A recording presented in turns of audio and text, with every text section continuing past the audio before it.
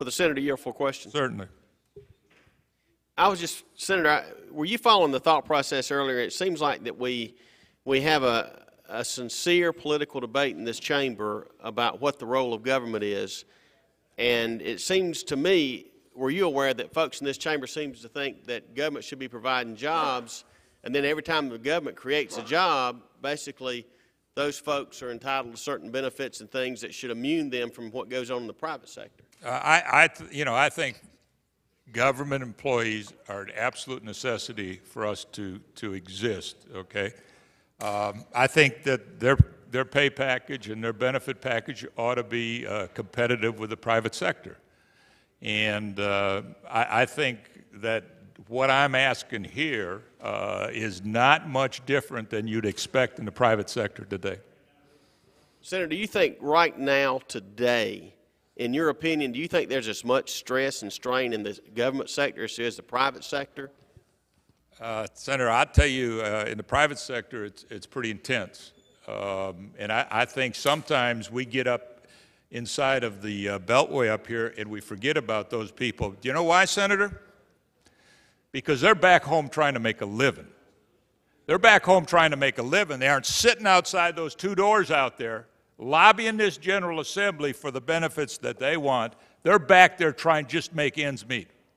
Senator, would you believe that I've talked to individuals and have a lot of experience with folks that not only have they had their benefits cut through their health plan because they're having to pay more because the businesses can't afford it, but some of them are working 6 and 7 days a week just to stay above water. That's right. That's right. Well, Senator, and I think what the interesting thing about this vote is the appetite we have for making changes as relates to the benefits. And if we have no appetite on this, I assure you there will be absolutely no appetite on restructuring the retirement system of South Carolina, which is going to be requiring $1.1 billion, that's with a B, that gets you absolutely nothing. It's like the interest on a loan. It's flush away money in 2013. Senator, if we have no appetite for this on the redistribution of the cost and saving the taxpayers' money, the taxpayer of South Carolina has no chance when it comes to $1.1 billion.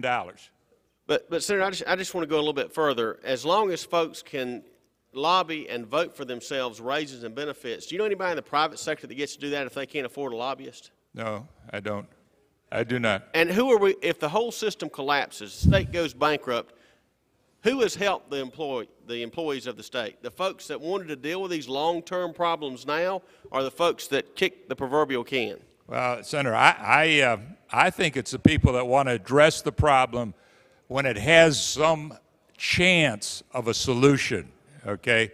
And I think the sooner you address a problem, the more equitable a solution you can come up with. But when you kick that can down the road, as many times as we've kicked that on the retirement system can, that can, I couldn't get a can big enough in this room to indicate the problem that we're going to have. And if we can't address a little bit of cost change like this, we're whistling Dixie, we're wasting time talking about the retirement system. That's just an exercise in futility for a report that goes on a wall never to be looked at. Senator, I don't know if you're aware, but I agree with you 100%, and I appreciate you leading the effort on this.